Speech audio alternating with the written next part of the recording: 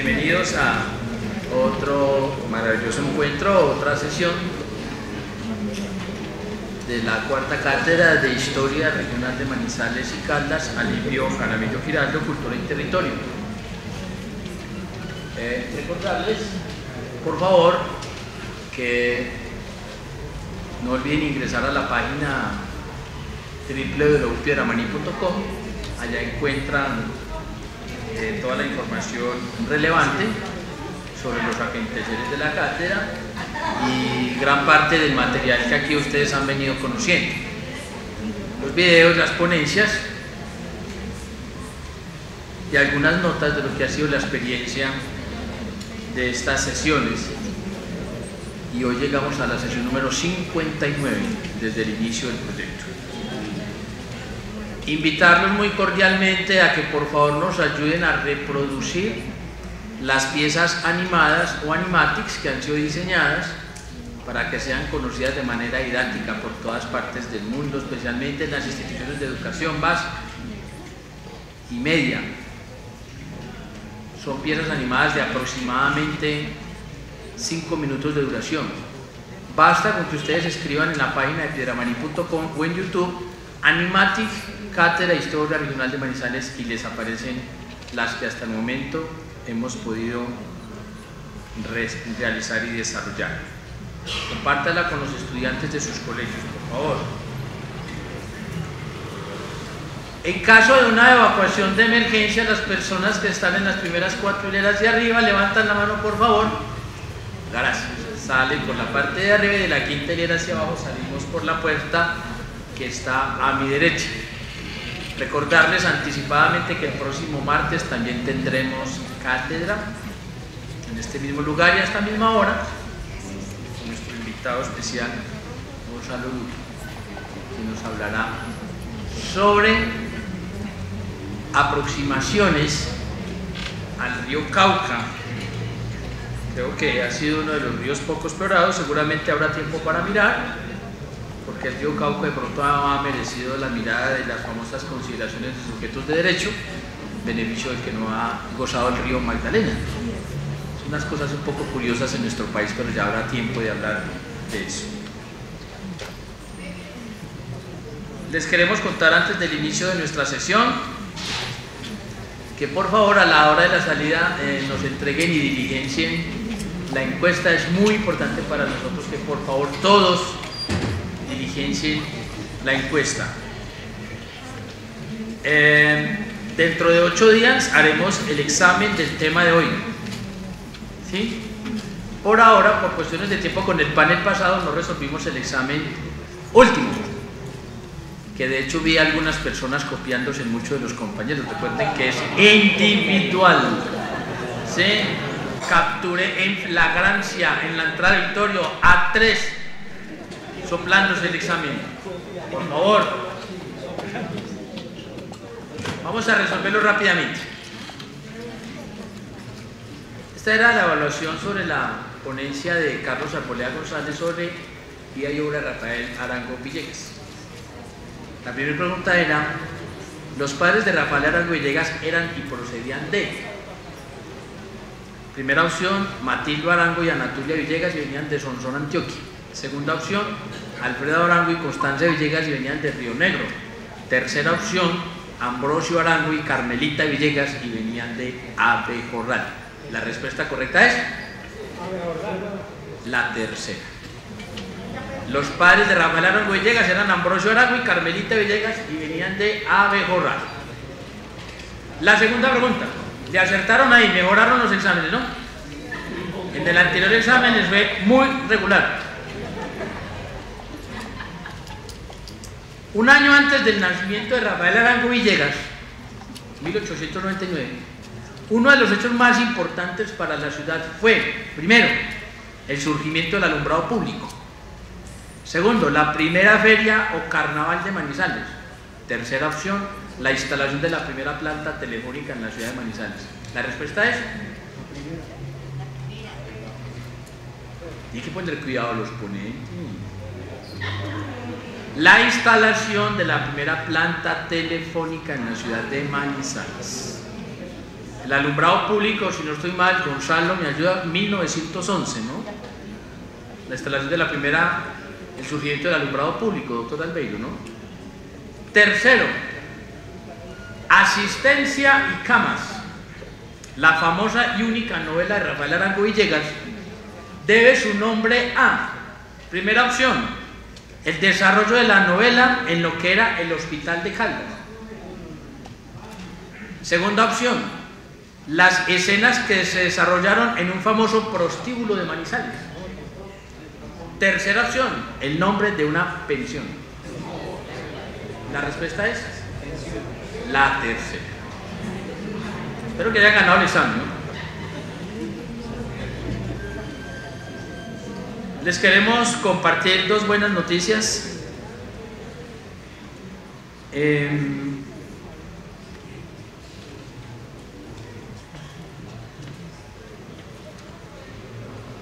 De la convocatoria de trabajos de pregrado y posgrado, solamente recibimos 3 trabajos en la convocatoria, pero de la convocatoria para los niños del departamento de Caldas sobre cuentos basados en mitos y leyendas, nos emocionó mucho compartirles que recibimos aproximadamente de unos 16 trabajos. De esos 16 trabajos, solo 1 de Manizales, el resto de municipios de Caldas. De Aranzazo, de la vereda Papayal, en Villa María, vereda La Encantada, en Anserma, de Marapra, en Anserma, de Pensilvania, de Pácora, del Purno, de La Dorada y 1 de Manizales. ¿Sí? Tengo el listado pues de los niños, ya habrá tiempo de comunicarles pues los criterios que vamos a manejar para que ellos nos acompañen, ¿cierto? Va a ser el primer lanzamiento de ellos, los niños van a ser ponentes de la cátedra, para que por favor los acompañemos en ese glorioso día. ¿Sí? La segunda que le queremos compartir es que el domingo pasado estuvimos haciendo un maravilloso recorrido en lo que podríamos llamar una integración histórica. ¿Sí? El domingo pasado estuvimos haciendo un recorrido por uno de los tantos caminos de la colonización antioqueña, especialmente uno que recorrió Tomás Cipriano de Mosquera, que recorre uno de los sectores, una de las veredas de Santa Rosa de Cabal, que se llama Santa Bárbara, de la cual se dice fue donde falleció uno de los colonizadores de la ciudad de Manizales, Fernando Fermín López. Nos acompañaron en ese encuentro 9 personas, el presidente de la Academia de Historia de Pereira, Ricardo de los Ríos Tobón, su hijo, el historiador de la ciudad de Santa Rosa de Cabal, Jaime Fernández Botero, que lo vamos a tener aquí en la cátedra, hablándonos de la mujer en el proceso de colonización, y en representación de Manizales y de la cátedra, pues el profe Luis Fernando Sánchez y su señora esposa, Alba Lucía, la directora de Pieramaní, y quien les habla. Creo que vale la pena que el próximo año programemos algunas salidas por los caminos de la colonización. Si quieren podemos recorrer ese, entra uno por Santa Rosa y sale por Chinchinal. Es un camino verdaderamente maravilloso. Les queríamos compartir eso. Antes de invitar ya al doctor Albeiro, yo les quería proponer a ustedes que hiciéramos un pacto, si están de acuerdo. ¿Sí? Y es qué tan importante es lo que nos dicen los ponentes como las preguntas de ustedes mismos. ¿Sí? Además porque las preguntas de ustedes pueden generar y provocar algunos temas adicionales o pueden ayudar a confrontar la ponencia que acabamos de escuchar. Y entonces a veces puede resultar un poco incómodo que cuando el ponente termina la ponencia, muchos de ustedes comienzan a desfilar. ¿Sí? Y entonces sale el desfile en medio de las preguntas. Entonces, la propuesta y el pacto es que normalmente las sesiones de la cátedra no superan las 8:30 de la noche. ¿Sí? Que estemos hasta las 8:30 de la noche y que escuchemos las preguntas de ustedes mismos. ¿Sí? Porque también es muy importante que aprendamos a escucharnos a nosotros mismos, son muy importantes sus preguntas. Entonces esa es la invitación que les quiero hacer. ¿Están de acuerdo? ¿No? Quien no esté de acuerdo puede levantar la mano. Muy bien, todos están de acuerdo. Me alegra. Entonces, a partir de este momento hasta el final, tengo el gusto de presentarles al doctor Albeiro Valencia Llano, coordinador académico de la cátedra, una persona que de verdad apreciamos y queremos mucho en este proyecto y que ha estado con nosotros desde el inicio, desde la primera versión de la cátedra, que como lo dijimos en su momento, la primera cátedra que se hizo en homenaje a Bernardo Arias Trujillo, la fuente inspiradora fue precisamente su libro, Misterio y Delirio, sobre la obra de Bernardo Arias Trujillo. Nombre que aún sigue conservando uno de los auditorios del Consejo de Manizales. El doctor Albeiro Valencia Llano es historiador de la Universidad Estatal de Moscú. Hizo su trabajo de investigación y su tesis doctoral sobre los trabajadores agrícolas de Colombia, la formación, la situación y la lucha en la etapa contemporánea. Su pregrado en Ciencias Sociales lo obtuvo en la Universidad Santiago de Cali. Su experiencia profesional ha sido docente en la Universidad Tecnológica de Pereira, en la Universidad Pedagógica y Tecnológica de Colombia, en la Universidad de Manizales, en la Universidad Santiago de Cali, y obviamente gran parte de su vida profesional la dedicó como docente de planta en la Universidad de Caldas. Ha tenido un número importante de reconocimientos. Yo voy a mencionar solamente algunos de ellos.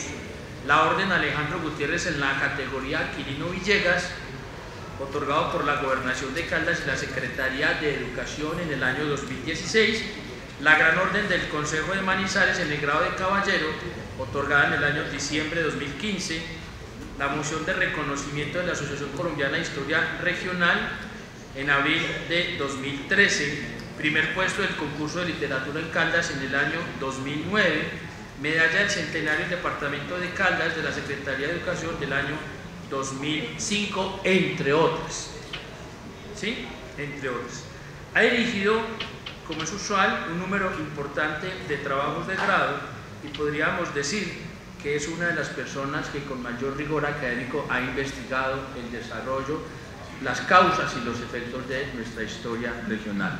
Para mí es un honor presentar al doctor Albeiro Valencia Llano, quien tenemos con nosotros en un tema maravilloso sobre el cual debemos seguir dialogando, y es el paisaje cultural cafetero. Doctor Albeiro Valencia, bienvenido. Del paisaje cultural cafetero en el sentido de que las poblaciones sepan qué es el paisaje cultural cafetero, se apersonen del paisaje cultural cafetero, que el campesino entienda qué es el paisaje cultural cafetero, que la gente del pueblo, de Páncora, de Salamina, entienda qué es el paisaje cultural cafetero. La declaratoria es del 25 de junio de 2011, o sea, desde el 2011, y cuando uno recorre los municipios y habla con los gestores culturales y con los vigías del patrimonio, los personajes andan encantados porque no tienen documentos para mirar paisaje cultural cafetero. Son 47 municipios del paisaje cultural cafetero de Caldas, Risaralda, Quindío y Valle del Cauca. La historia de lo que es el paisaje cultural cafetero, las dificultades para planteárselo, proponérselo a la UNESCO, se las contó aquí el año pasado Fabio Rincón, el profesor de la Universidad Nacional, que es una de las personas que más trabajó este tema, y sobre todo cuando se empezó a plantear primero la declaratoria de Salamina como patrimonio de la humanidad, que luego se dijo no, tienen que escoger un paisaje, una región grande. De modo que toda esa historia no se la voy a contar porque Fabio Rincón ya la contó aquí.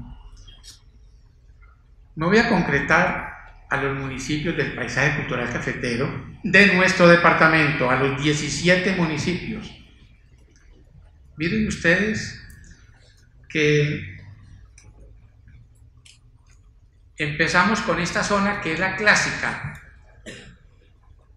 Aguadas, Pácora, Salamina, y luego nos vamos a La Merced y seguimos a Filadelfia, llegamos a Aranzazu, Neira, Manizales, seguimos a Villa María, Chinchiná, nos vamos para Palestina. Digamos que esto es lo clásico en el paisaje cultural cafetero, lo más antiguo, digamos, del paisaje cultural cafetero, lo que llamamos colonización antioqueña clásica. Pero allí también hubo otras colonizaciones, allí hubo también Cauca y allí hubo también la región de Cundiboyacense. Está la Cuchilla de Belalcázar, una zona clave desde Anserma, luego Risaralda, nos vamos para San José y luego para Belalcázar, una zona clave del paisaje cultural cafetero, importante porque está en la Cuchilla de Belalcázar, en ese alto tan espectacular que fue manejado por los indígenas de la cultura Anserma, porque desde allí se divisa el valle de Risaralda hacia el occidente y al oriente el río Cauca, y donde estaban situados los Quimbaya. Y luego la otra zona, la zona del Oro, de Supía y Río Sucio, espectacular, porque ambos municipios, desde la colonia y luego la independencia, fueron los que ayudaron a que se moviera toda la región de lo que va a ser paisaje cultural cafetero, o sea, la colonización clásica antioqueña en toda esa zona.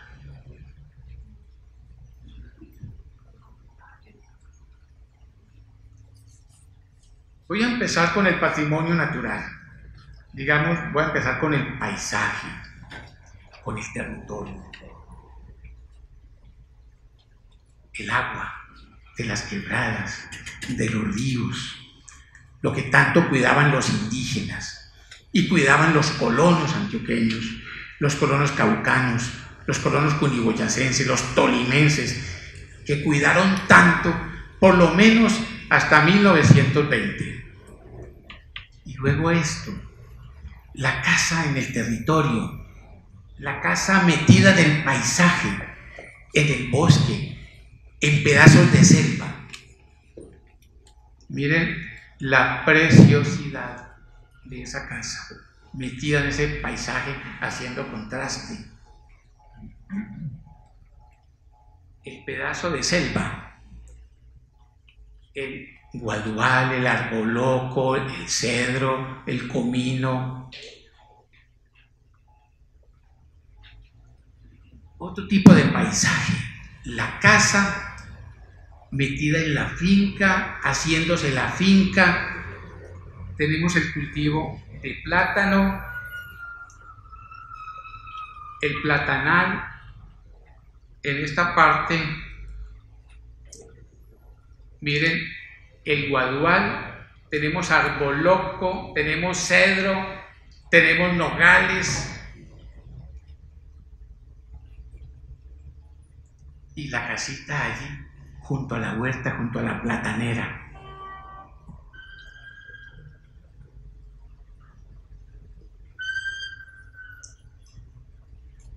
Algo clásico, bien típico de este paisaje, son los yarumos, son los cedros. Es este bosque, esta selva, un pedazo de bosque primario de la Cuchilla de San Narciso.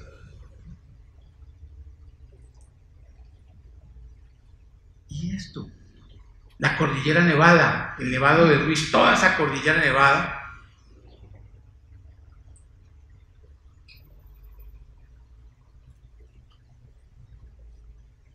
este paisaje, cuando la ganadería se va extendiendo, cuando el cultivo de pasto se va extendiendo, y se va llevando el pedazo de selva, lo va rompiendo y va desapareciendo, también es paisaje cultural cafetero. Ese es el paisaje natural, pero eso también es este paisaje, este patrimonio histórico, hace parte del paisaje cultural cafetero.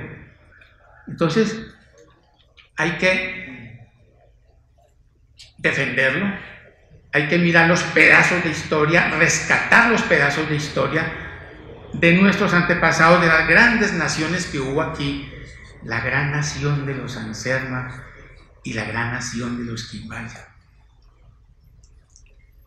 Tenemos las principales culturas. El río Cauca era la clave. Son los pobladores del Cauca Medio. Al lado derecho, la parte oriental del río Cauca, nos venimos con Armados, Paucuras, los Picará, en Salamina venimos hasta los Carrapas, en Aranzazu, Filadelfia, Manizales. Manizales fue zona de frontera entre Carrapas y Quimbaya. Nos vamos hacia el sur y nos vamos hasta los Quindos, en el Quindío, y luego por el otro lado, todo esto del gran territorio de la gran nación de los Anserma, unos 65 grandes cacicazgos. Esa historia hay que estudiarla, y dentro del paisaje cultural cafetero hay que apropiarse de esa historia.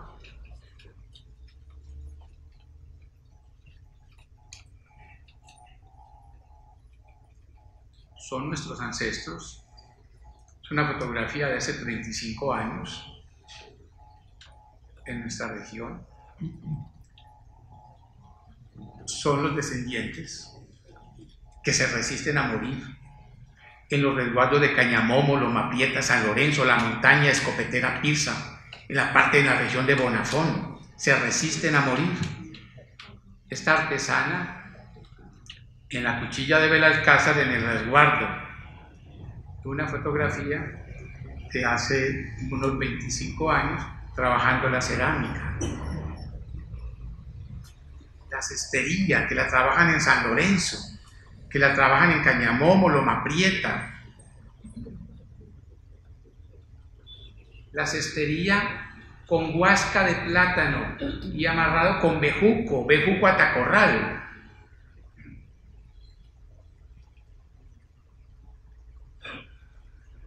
Esta segunda parte es de las migraciones campesinas.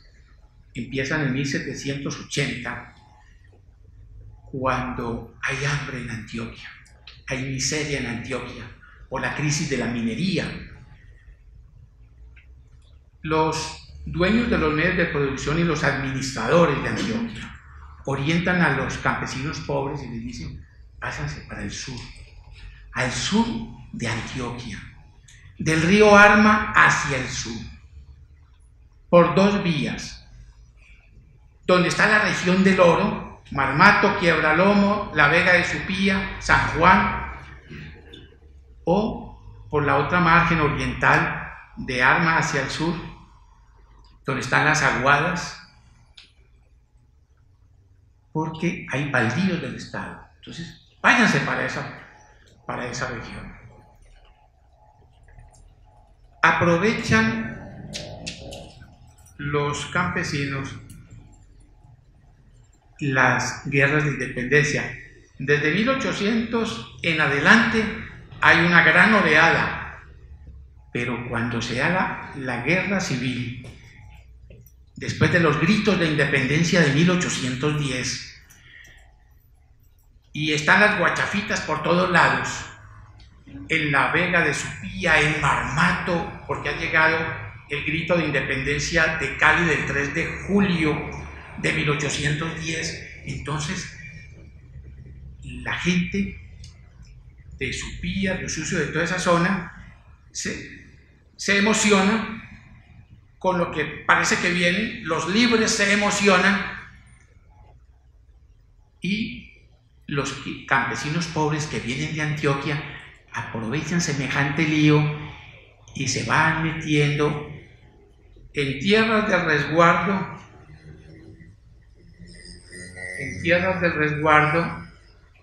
de lo que sería hoy día Cañamogó, Loma Prieta, en tierras de San Lorenzo, y se van amañando, se van quedando, van usurpando las tierras de los indígenas, se quedan amañados. ¿Cómo se amañan? Piden permiso al gobernador, dice que se va a quedar un tiempito allí, y luego se consiguen una indígena, se amaña, y luego se va quedando con la tierra, primero con 3 fanegadas, luego se lleva 6, luego se lleva 10. Eso es lo que hacen los colonos antioqueños, por eso hay tanto lío. Pero en el ambiente de las guerras de independencia, ya después de 1813, 14, 15, hasta el 20, irrumpen con mucha fuerza hacia el sur. En 1808 los tenemos en las Aguadas, en En 1810-12 están en Paucura, lo que es hoy en día Pácora, porque hay un camino de indios que nunca desapareció, un camino de indios para buscar el tesoro del cacique Pipintá, un camino que quedó en la colonia, no desapareció. Todavía en 1920 y 1930 había saqueadores de sepulturas indígenas, pero también aventureros que llegaban de Antioquia a buscar el tesoro del cacique Pipintá, que debía estar en Aguadas, Pácora, Alto del Pozo, en Loma Hermosa, junto a las Coles. Por allí es el territorio donde estaba el tesoro del cacique Pipintá, que lo escondieron los indígenas de las huestes de Jorge Robledo, y parece que todavía no lo han encontrado. La colonización sigue entonces, el proceso de colonización sigue hacia el sur con mucha fuerza, y cuando los ingleses entran a explotar las minas de oro de Marmato, y de Supía, y de San Juan, y de Quiebra Lomo, los colonos que están en toda esta zona abastecen la región de Marmato, Supía, es decir, la región del oro, de productos de subsistencia: maíz, frijol, yuca, plátano, racacha, gallinas, aguardiente, tabaco. Entonces están intercambiando estos productos que se dan aquí con oro. Entonces la colonización gana. Hay dinero para comprar herramientas de trabajo, una pica, una pala, un hacha, un winche, un calabozo. Son herramientas supremamente costosas. La ropa, las alpargatas, el sombrero, eso es costosísimo. De modo que ya hay dinero, hay mercado, hay relaciones de mercado, pero entonces se profundiza la colonización. Entonces el colono Jorge Gómez, que está en Pácora, en Tarrolizo, manda por sus primos a Sonsón que vengan a esta tierra de Paucura, porque allí hay mucha tierra. Y no solamente eso, hay sepulturas indígenas, hay huacas para profanar, para saquearles el oro.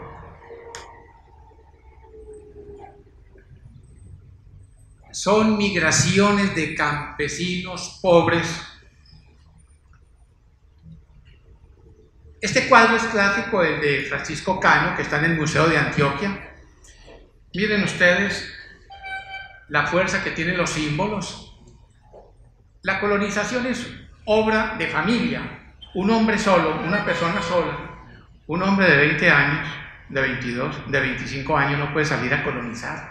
Colonizar es coger el hacha, el machete, meterse a la selva oscura, espesa, que asusta, porque hay animales peligrosos. Está el jaguar, está el tigrillo, está la tatabra, están los micos que hacen un escándalo de la Madonna, están las loras, las pavas.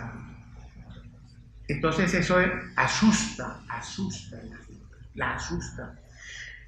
Hacer un rancho de bar en tierra a un hombre solo en esas lejanías y meterse allí, pues por la noche se lo va a llevar la patasola, en el día lo va a embolatar el duende, el moán, el hojarasquín del monte. De modo que lo mejor es llevarse la compañera. es mejor compartir el miedo con alguien. Entonces la compañera. Al poco tiempo nace el niño. ¡Qué susto! ¡Qué espanto! ¡Qué tragedia! El parto en la selva. ¿Quién va a atender ese parto? Esa es la angustia. Tiene aquí el fardo con sus corotos, los corotos aquí, y él está diciendo: nos vamos más al sur, vamos hacia el sur a colonizar. Esta diapositiva, esta fotografía tiene más fuerza, es de 1920, corresponde al archivo fotográfico y fílmico del Museo del Valle del Cauca. Esta es Sevilla, la colonización de Sevilla. Es una composición que hacen. Aquí tenemos el campesino, aquí tenemos su mujer, aquí tiene el bebé en los brazos, es su tesoro, es el futuro. Aquí tiene el hacha, el buey, que es un símbolo con mucha fuerza y muy importante en el proceso de colonización, que carga, mire lo que tiene, semejantes canastos tan grandes, y un perro. Sin el perro no se hace el proceso de colonización, porque se pierde la gente. El perro avisa que viene el tigrillo, que está la tatabra, y si aúlla es que está la bruja, el duende o la patasola. ¿Qué es lo ideal? La finca autárquica. Lo ideal es tumbar un pedazo de selva, 3 fanegadas, 2 hectáreas, ir tumbando lentamente el pedazo de selva. Va tumbando, hace un rancho de vara en tierra para guarecerse, y luego en ese pedacito que tumbó organiza la casa. Esas casas de los campesinos son muy bellas. Cuando uno va al campo y se encuentra con una casa tradicional, a uno le llama la atención que este es bareque de tabla. Miren las chambranas, pero miren los adornos. Están metidos en la selva, están metidos en el paisaje, están metidos en la vegetación, están junto al arroz, a la cementera. Sin embargo, miren las materas, miren las plantas, miren el amor por la naturaleza, metidos en el paisaje, y sus adornos se integran en el paisaje, verde, colores de las flores.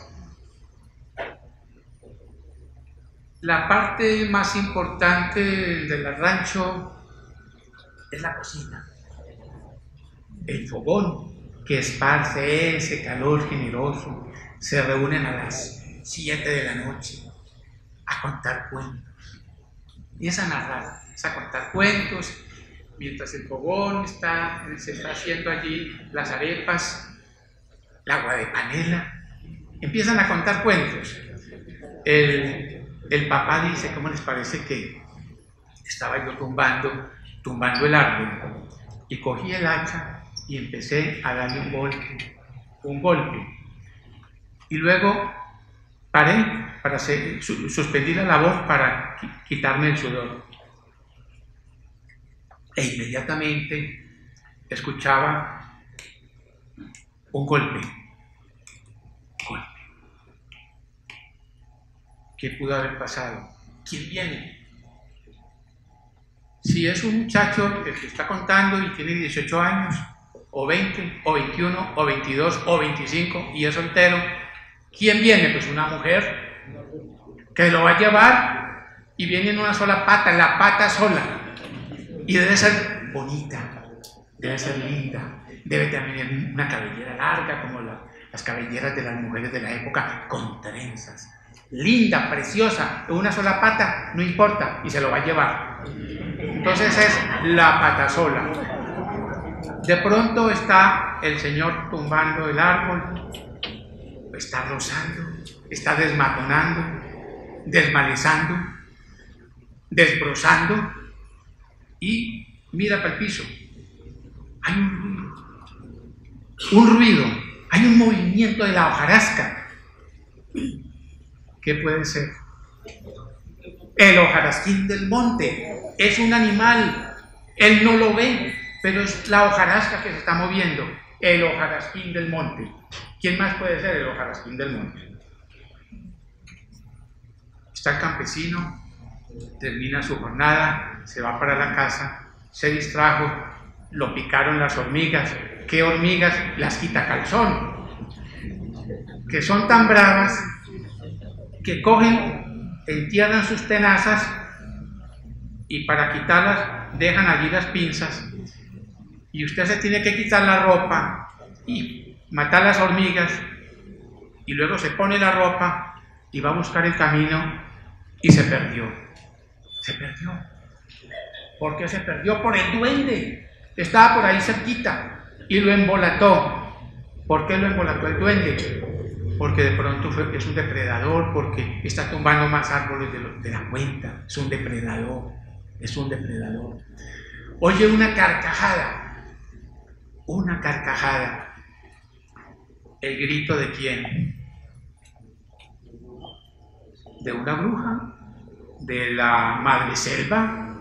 ¿De la madre monte que protege el monte de los depredadores? ¿De los mineros depredadores? ¿De los saqueadores de sepulturas indígenas? Entonces van apareciendo unos mitos absolutamente preciosos, pero eso que luego van a recoger los escritores, se dan aquí, alrededor del fogón, a las 7 de la noche, de 7 a 8, a las 8 ya hay que acostarse, se van a acostar y el muchacho de 8 años dice, tengo que orinar. Entonces la mamá le dice que lo acompañe fulanito, que es muy valiente, tiene 5 años y usted tiene 8, no le da pena. Entonces lo acompaña a orinar por esa chambrana, orina y en eso están mirando que se está moviendo, algo está volando, algo blanco, viene en sábanas, volando. ¿Quién es? La bruja, las legiones de brujas. Entonces se acuestan, rezan el rosario, porque había que rezar el rosario, porque no, ¿quién nos va a acompañar? Y oyen un ruido y un sonsonete, lunes y martes y miércoles 3, jueves y viernes y sábado 6. Eso es el sonsonete que ellos oyen.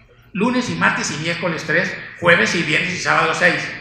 Un sonsonete. Eso es lo que ellos creen escuchar. El abuelo dice, lunes y martes y miércoles 3, jueves y viernes y sábado 6. Entonces dice la abuela grita, y domingo 7. Y ahí mismo la legión de brujas desaparece. Se espantan y pueden todos dormir tranquilos, se echan la bendición y ya. Cuando hacen el rancho de vara en tierra, hay que construir, hay que organizar la huerta. Esta es la primera unidad económica, la huerta, el cultivo de cebolla, el tomate pequeñito para aliñar, el ají pajarito, tan delicioso el ají pajarito, llamado la manteca del pobre, porque aliñaba las comidas. Las plantas medicinales, el paico, la malva, plantas medicinales tan necesarias. No podía faltar la vitoria, porque cuando no hay plátanos todavía, la vitoria, la vitoriera.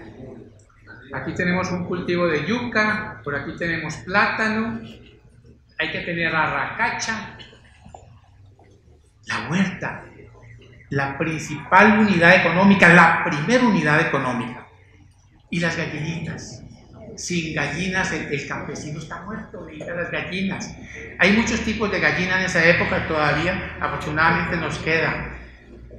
La gallina criolla, la zarandeada, la crespa, la copetona, la zamarrona, la negra, la de pelo, la carioca, la cubana, la tapuncha. De modo que son gallinas. Las hay pequeñas, las hay grandes, pero son excelentes madres. ponen 24 huevos seguidos, nacen todos esos huevos, luego se enclueca, la señora dice se enculecó, ya, se enculecó, entonces se enclueca, la echa con todos esos 24 huevos, salen los 24 pollitos, son 24 pollitos, hay que cuidar el gallinero, por eso ellos no se comen sino el huevito. La mitad de los huevos se comen y los otros los cuidan para que se encluequen. Y las gallinas van aumentando, hay una explosión demográfica de gallinas y a los 9 meses la señora le pone con toda esa explosión demográfica 40 días. Se queda, después de que nace el niño, 40 días se queda en la cama, encerrada. Tapan todas las endijas de la pieza para que no entren aires, para que no entren vientos, para no enfermarse. A los 40 días ella empieza a moverse. Eso sí, la pieza olía muy feo. La pieza olía muy feo porque ella le llevaban al mediodía, puede ser media gallina, se lo comía ella solita, la media gallina. El esposo le ayudaba un poquito, los niños se ruñían los huesos, era un caldo bien aliñado, y luego por la noche acababa con la otra media gallina, y a los 40 días ya se levantaba, ella empezaba a moverse, a desmolerse, movía los pies, movía las manos, ya se podía bañar a los 40 días, ya se podía bañar, y organizaban en la huerta en 4 palos un toldito, un toldo, y allí le llevaban agua tibia, con plantas medicinales, para bañarse bien, limpiarse bien, con jabón de la tierra que elaboraban ellos allí, y ella salía oliendo a rosas, decían, olía muy bien. En la época era de prestigio ser gordo. La señora se levantaba gorda, decían, está robusta. Las vecinas decían, está robusta. Te cuidaron bien, te alimentaron bien. Porque era de prestigio ser gordo. Si el hombre era barrigón, gordo, barrigón, era un tipo rico. Si era barrigón, era porque vivía bien. Mientras más barriga tenía, más dinero. Entonces, la gente flacuchenta no tenía prestigio. ¿Por qué? Porque se necesitaba una mujer caderona, con buen busto, para alimentar, para tener muchos hijos, 12, 15, los que mi Dios le mandaba. El señor flacuchento no tenía prestigio. ¿Cómo será de flaco que no se ha casado? Pobre flacuchento. Decían, no come. O sea que en la casa no le han comido suficiente. La otra unidad económica es esto. Miren la belleza, 2 marranas con sus marranitos. Se llamaba la alcancía del pobre, porque el campesino los engorda y luego los saca al mercado de Marmato, de Río Sucio. Los venden allí, de Pácora, de Aguadas, de Salamina, los llevaban a la tierra del oro, donde tenía buen precio, la alcancía del pobre para comprar herramientas de trabajo, para comprarse otra muda de ropa. Lo normal son 2 mudas de ropa, uno para trabajar y el vestido dominguero, pero eso es lo normal. Pero otro vestidito no caía mal.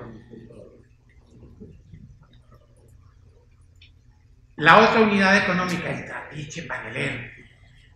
Clave el trapiche panelero, el cultivo de caña, moler la caña, coger el guarapo y sacar aguardiente. La gente, todo el mundo tenía un trapiche matagente, porque lo manejaba la familia.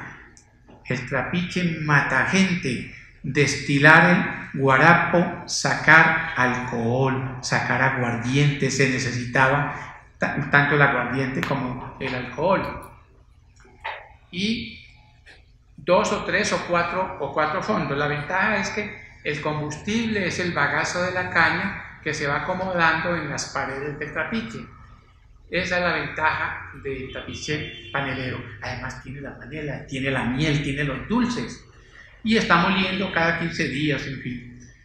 Y la otra ventaja del trapiche panelero es que usted puede sacar para el mercado. El café es tardío. Primero la huerta, la cementera, el plátano, maíz, frijol, yuca, plátano, arracacha. Eso primero. Y después aparece el café. El café entra con los colonos. Cuando llegan desde 1810, 1812 llega el café. Pero no café para el mercado, es café para el consumo. Es para el consumo, el café como medicinal, el café para asentar el almuerzo, para asentar la comida. Esa es la ventaja del café. Los tragos eran una totumada con aguapanela caliente. Y después de esa totumada de aguapanela caliente, medio vasito de aguardiente, elaborado allá, bien anisado, un tapetusa de un rico valor, lo que se le da a las visitas cuando llegaban. Entonces ya el señor, el dueño de la casa, tenía energía para trabajar todo el día, para despertarse. Ya luego vendrá el desayuno. Pero el café para el comercio es más tarde. Es más tarde, en 1865, los primeros experimentos en la finca La Cabaña, para el caso de Manizales. En Río Sucio es un poquito más temprano, porque Río Sucio está cerca de Marmato, está cerca de la zona minera, y la zona minera consumían mucho café. Los afrodescendientes y la gente de las minas consumía mucho café, de modo que Río Sucio, el café a Río Sucio lo llevó el padre José Bonifacio Bonafón en 1813 y rápidamente se comercializó en Río Sucio. No puede faltar en la finca el caballito. Los caballos no pueden faltar en una unidad económica, en una finca autosuficiente, autárquica. Y este encanto, que es la mula, lo más importante para el campesino de esa época, la mula, la mulita, la contemplaba, la acariciaba a toda hora la mulita. La señora le decía, este quiere más a la mula que a mí. La contemplaba porque llevaba en la angarilla, lleva la caña al trapiche y lleva la panela al mercado. La mula es inteligente, la mula es sabia, la mula sabe por dónde moverse, es de plena confianza. Si un borracho se monta en la mula y se va para el pueblo o se va para la fonda, por más borracho que esté, se sube a la mula y la mula lo lleva a la casita.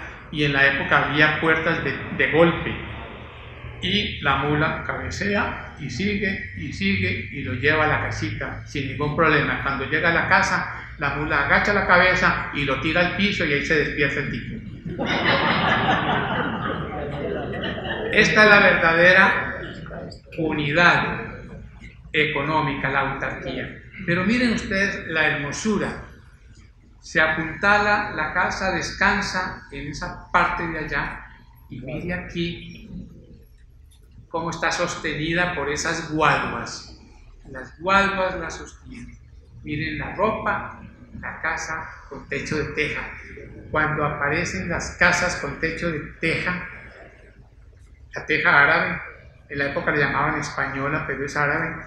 Cuando aparece esta casa así, es símbolo de prosperidad. Hay dinero. El campesino es acomodado, porque la casa tiene techo de tejas, y no de madera, ni no de palmicho. Miren, aquí tienen ustedes la cementera, el cultivo de plátano, yuca, arracacha, y luego le va metiendo a los laditos, le va metiendo el cafecito. Cuando hay comercio de café, cuando Colombia empieza a exportar café, digamos después de 1870, ahí sí hay una cultura, es la cultura del café que crea mercado interno. Aquí viene el campesino con sus manos, con ese cariño, mirando el café, como es el cafecito, que va a la desculpadora. Los campesinos más acomodados en el corredor organizaban, tiraban el café para orearlo. El café seco de agua lo oreaban, se ventilaba aquí y luego ya lo pasaban a las selvas para secarse o a las camillas, pero aquí en la casa pues se protege mucho. Lo primero que hace el café al buscar mercados es desarrollar la arriería. Es la arriería de mulas y de bueyes. Aquí lo tenemos en el camino, esto es el viejo camino de Neira hacia el páramo, hacia San Pablo, en el camino de la Moravia, cultivo de papa, zona fría. Mire la mulera, no puede faltar la mulera, el guarniel, alpargatas y un machete o una peinilla elegante, larga de 33 pulgadas para salir al pueblo los domingos. El buey. Esta es una fotografía tomada hace 35 años en San Bartolomé. Hoy en día no es tan fácil. San Bartolomé, corregimiento de Pácora, vecino de Castilla, junto al paso de la Cana en el río Cauca. Hoy en día pues han desaparecido pues, los bueyes. Resisten pesos, grandes fardos, molinos, trapiches. Para 1825 en bueyes movían maquinaria para la minería de Marmato por el camino de Herbeo, para llegar de Puerto de Honda hasta Marmato, cruzando luego, pasando el río Cauca y luego atravesando, llegando a Marmato. Miren esta mulada tan bella, la mulada es una mulada bien aparejada, moviendo papa en la zona fría, moviendo papa. Miren nuestro campesino hoy, por unos tragadales, miren los pantaneros, él va en su caballo, aquí va la mulita que no tiene problema, moviéndose por esos pantaneros o tragadales, como llaman los campesinos. Miren ustedes esta belleza. El mercado interno necesita caminos de herradura, pero los caminos de herradura necesitan puentes de madera para atravesar. Este es el puente sobre la quebrada de San Narciso. Aquí para abajo sigue unos 40 metros de profundidad y pasa la quebrada de San Narciso. Tenemos un pedazo aquí de bosque, un pedazo de selva, y ya luego cruzamos ya aquí el camino de la Moravia. Ese puente ya desapareció, de Neira. Una alcaldesa lo dejó caer, se le advirtió que se iba a caer y lo dejó caer, no le importó. Cuando se abren los caminos, cuando se buscan nuevas rutas, hay que atravesar el Cauca. El Cauca se atraviesa en tarabitas, o sea, la llamada garrucha.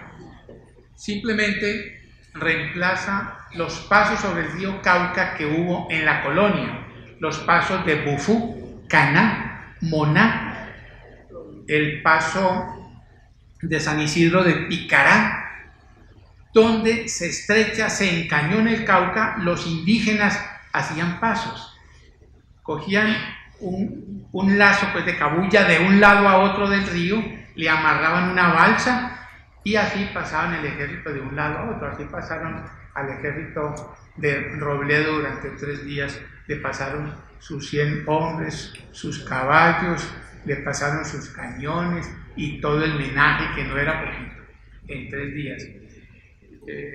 Estas tarabitas se construyen desde los indígenas, luego en la colonia y luego, por supuesto, en el periodo de la colonización. Simplemente que no son eléctricas, sino que usted tiene que alar el cable y dele, y no tenía ningún problema, pero sí podía pasar en cada viaje 2 bultos de aquí para allá y 2 bultos de allá para acá.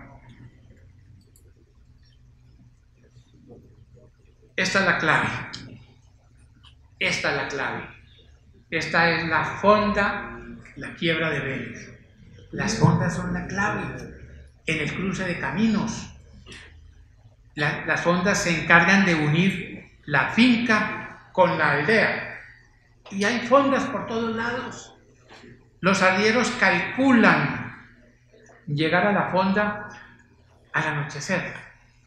Salen, pero tienen que llegar, no al anochecer, al atardecer. Tienen que llegar a las 5 de la tarde. Después de las 5 se encartaron, a las 5 de la tarde. Empiezan a silbar cuando van a llegar a la fonda. Y ya la señora dice, ahí viene la recua de don Luis Gómez. Esa recua se mueve con 15 arrieros. Y esos arrieros llegan muertos de hambre.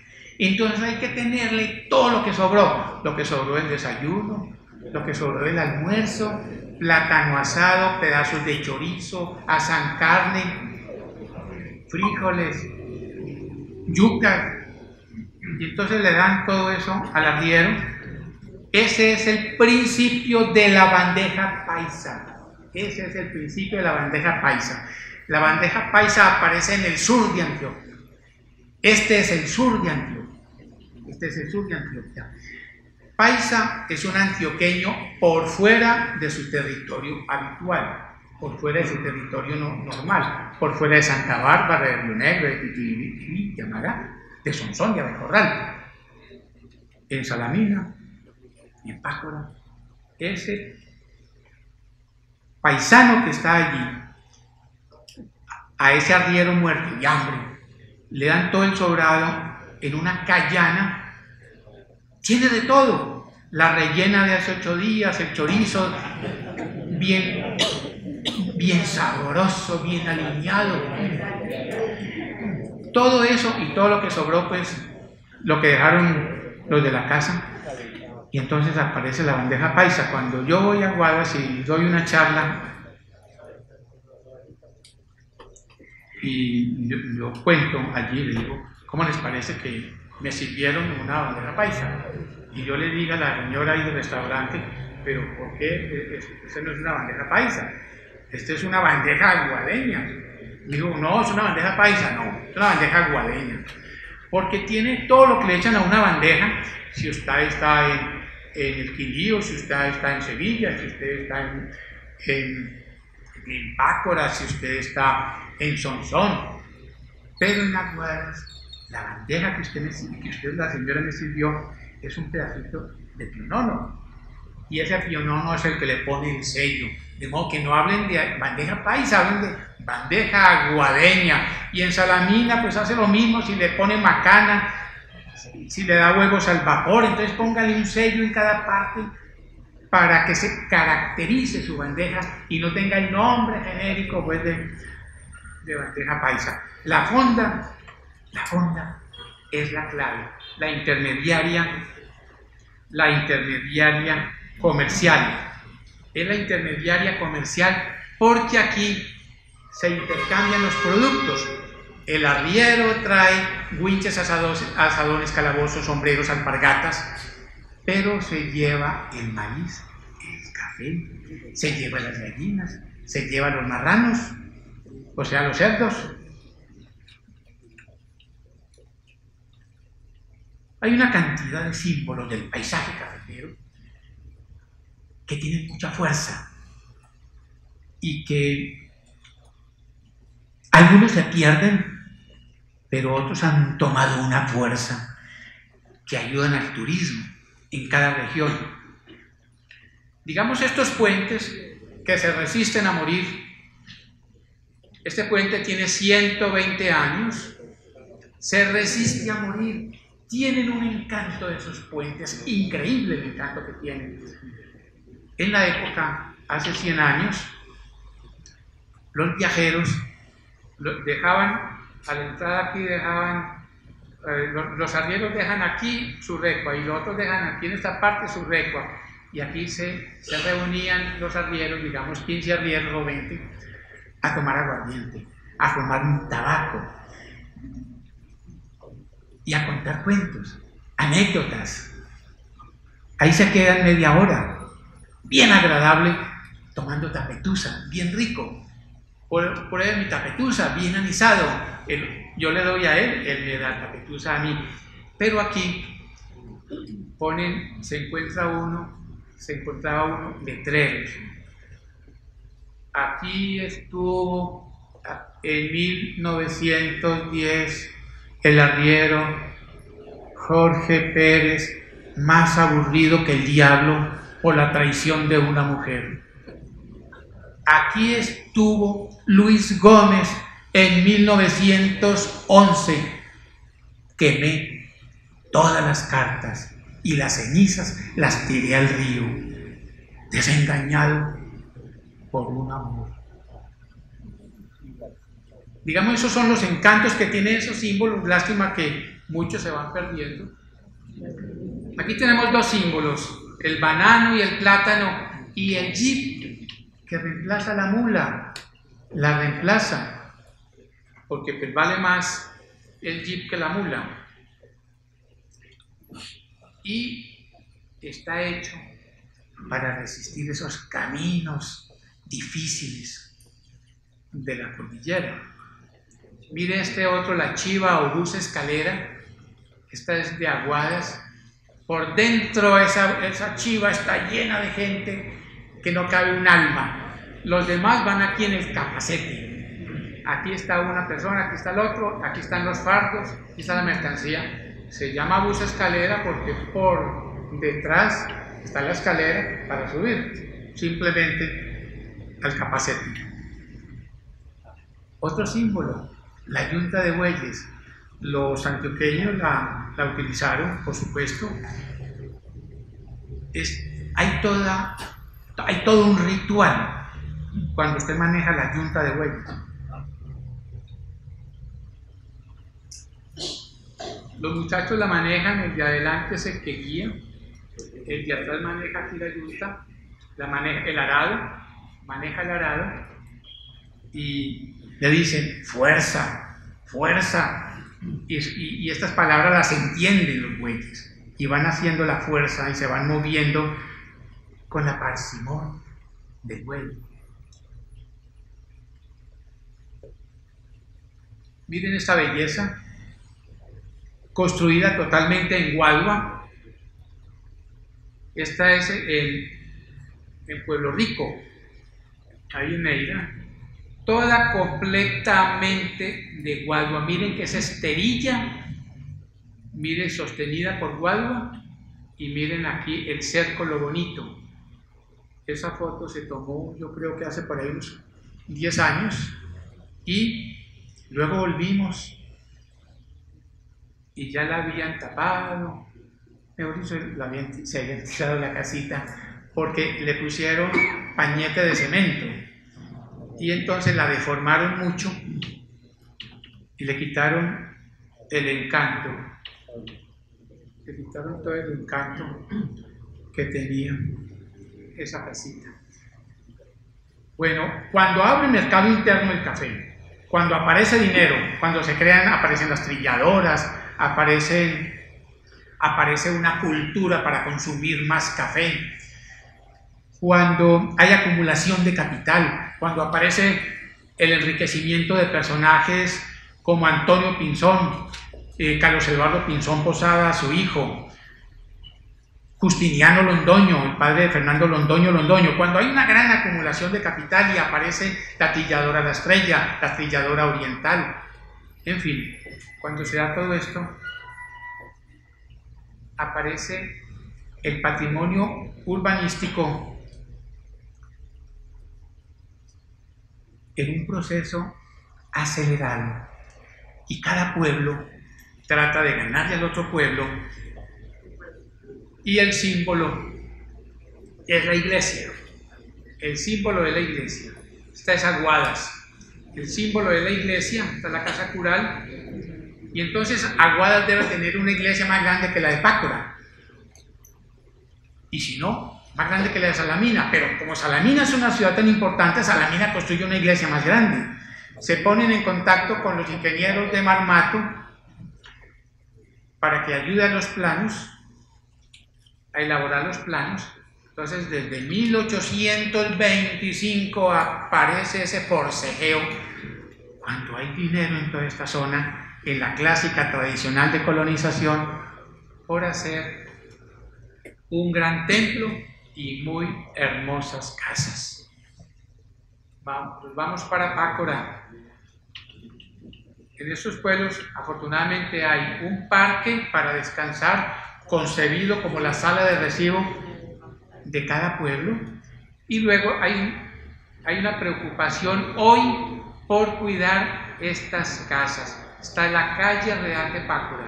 Entonces hay un cuidado, hay una preocupación, hay más preocupación, pero de todas maneras uno llega y le destruyen unas casas tradicionales, entonces uno dice, pero no hay propaganda suficiente sobre el paisaje cultural cafetero para que cuiden. ¿Dónde están los vigías del patrimonio para que estén atentos? Llegamos a Salamina. Gracias al padre Barco, pues hubo una gran preocupación por construir esa iglesia, construir el cementerio, en fin.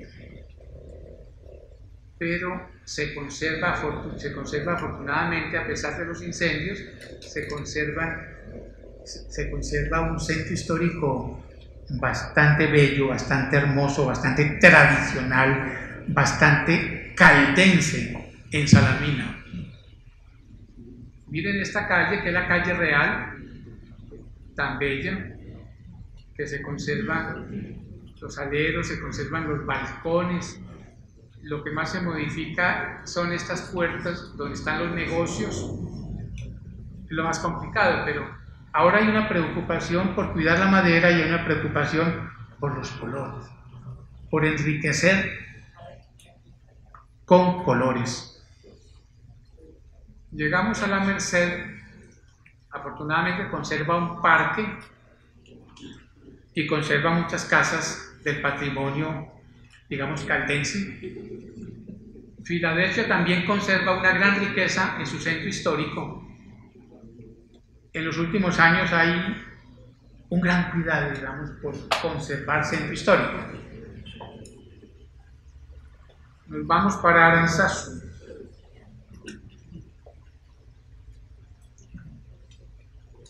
Llamado inicialmente El Sargento, es un pueblo de los primeros, digamos, del proceso de colonización, que en 1870 ya está erguido allí como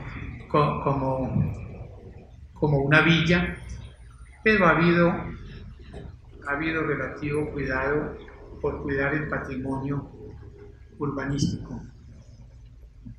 Neira es un caso aparte, Neira es un capítulo aparte.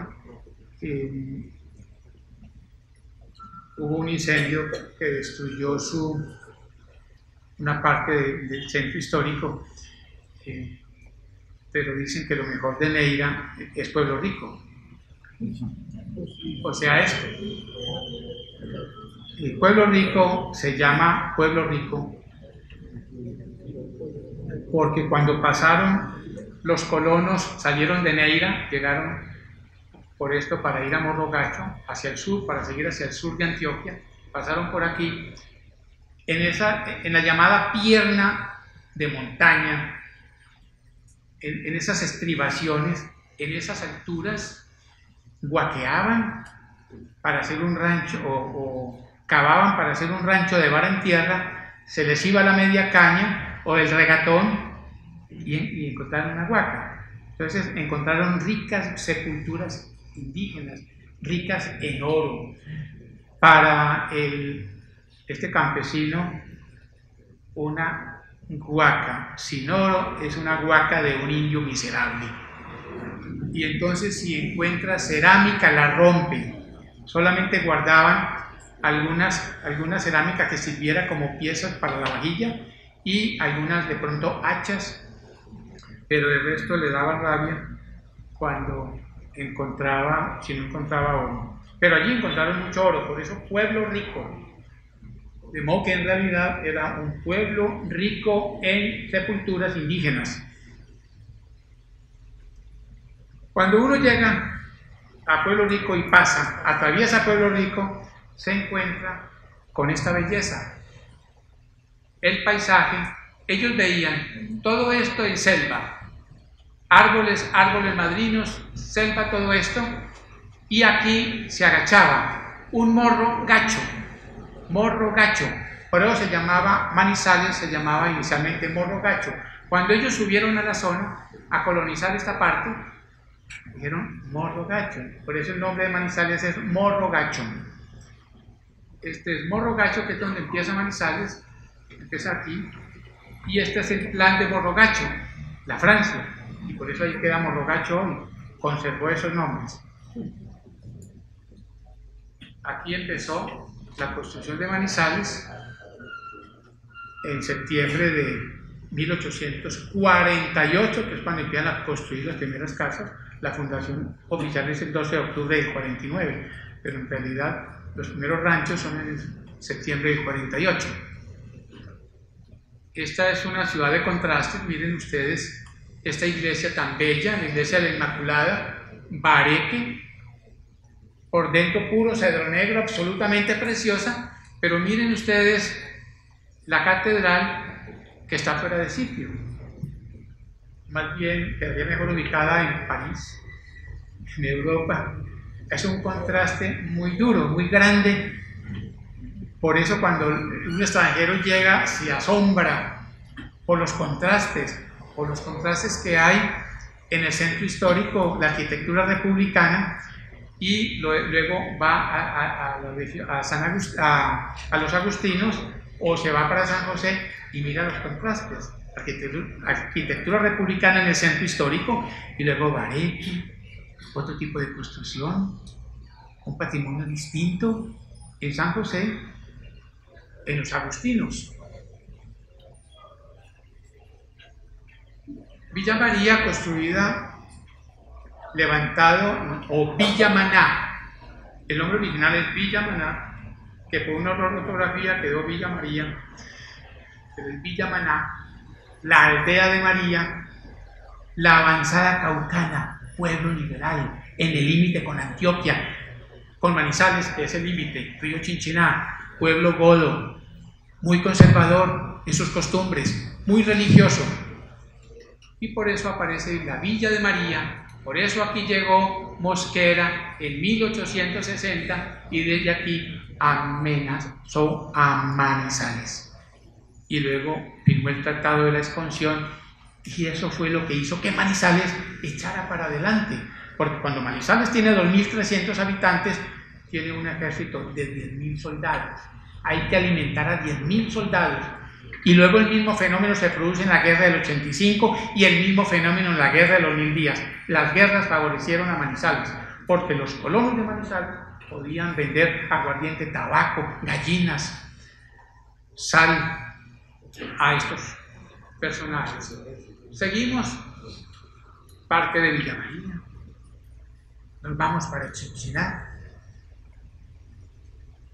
el precioso Parque de Chinchiná. Nos vamos para Palestina y miramos la cuchilla de Palestina, la cuchilla. ¿Por qué fue fundado en esa cuchilla? Porque encontraron sepulturas indígenas y el Guaquero busca sepulturas indígenas. Y luego con ese dinero o se cansa de buscar más y se queda, organiza una colonia, organiza la aldea. Luego nos vamos para la otra cuchilla, vamos para Anserma, fundada en 1539, pero esta es la tercera fundación. Esta es la parte que queda, todavía queda en Anserma mucha riqueza en patrimonio caldense, es decir, arquitectura, yo no digo de colonización, sino caldense, porque ya es caldense, no es fruto de la colonización antioqueña, sino que en el proceso de desarrollo de las fuerzas productivas, en el cambio de la mentalidad, cuando se hace la apertura de los mercados, ya es Caldas, después de 1905.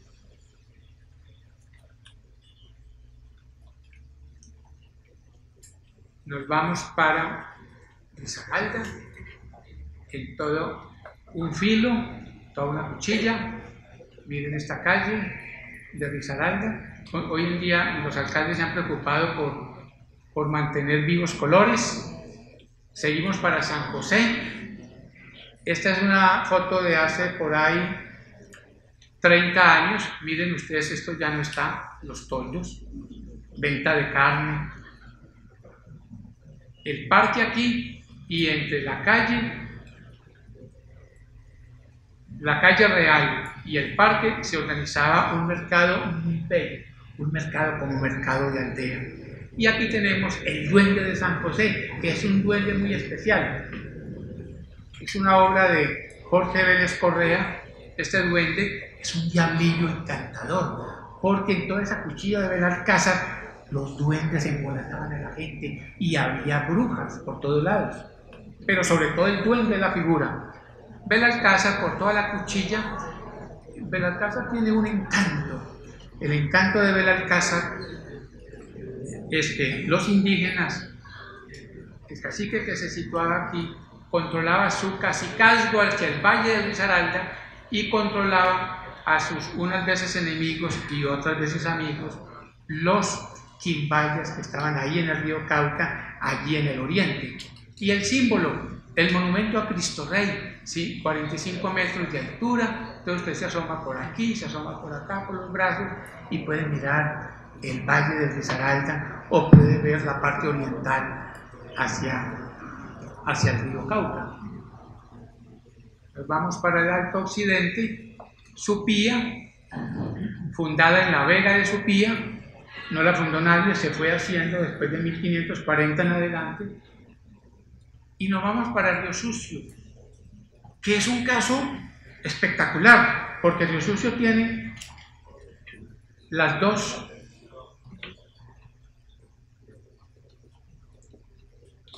plazas, la plaza de arriba y la plaza de abajo. La plaza de San Sebastián, donde estuvo la gente que antes habitó Quiebra Lomo, gente distinta a los indígenas, que desde el principio empezó a tener problemas con los indígenas, y la plaza de abajo, de Nuestra Señora de la Candelaria, de la montaña, del resguardo de la montaña, y son dos parques separados por una calle, por una cerca durante mucho tiempo. Y nos vamos para el patrimonio inmaterial, los mitos, los espantos y las leyendas.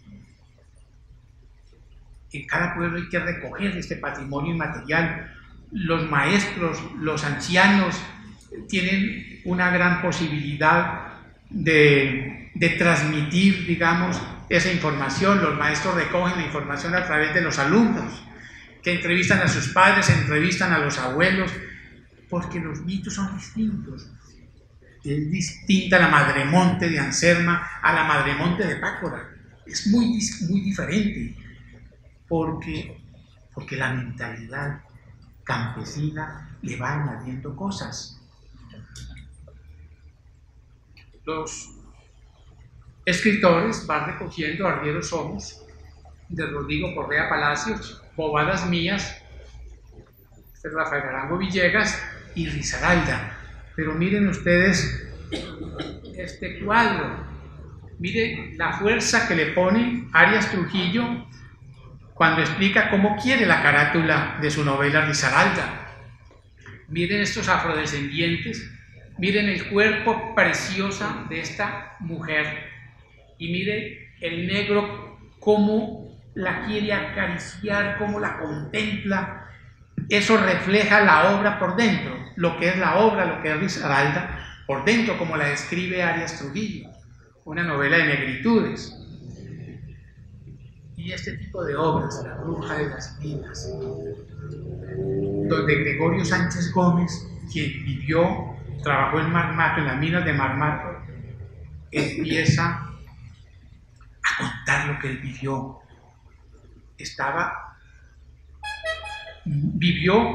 Convivió con los afrodescendientes, estuvo en los cantos, los sábados por la noche, los domingos por la noche, y conoció la idiosincrasia.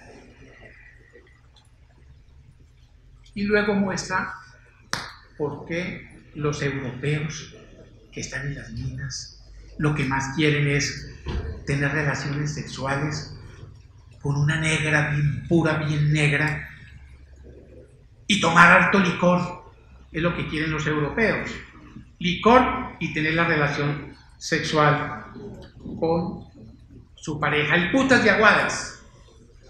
El Putas de Aguadas tiene toda la fuerza del trabajador agrícola. El Putas de Aguadas. ¿Por qué tiene tanta fuerza el Putas de Aguadas? Porque el Putas de Aguadas se refiere al trabajador que sale de Aguadas como mano de obra asalariada en 1840 y 1850 y se mueve por todo el territorio y se forma el mito, el buen trabajador. Llegamos a la gastronomía, la comida de Caldas. La mejor cocina de Caldas está en la plaza de mercado del Río Sucio. Y hay una mezcla de sabores por todo ese mestizaje europeo, de la colonización caucana, antioqueña, de los indígenas y los afrodescendientes, y la panela. Hay unos símbolos: la Feria de Manizales, que es patrimonio cultural, está el Festival de Teatro, que también es patrimonial, y estos encantos. El Diablo y la Diabla de Río Sucio, símbolo del carnaval. El diablo es el jaguar de los Ansermes. Y la música. La música.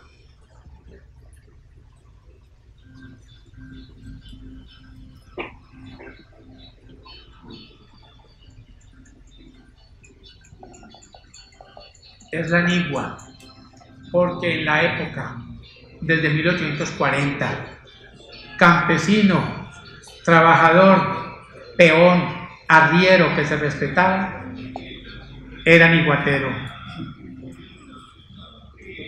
¿Por qué oriunda de Salamina?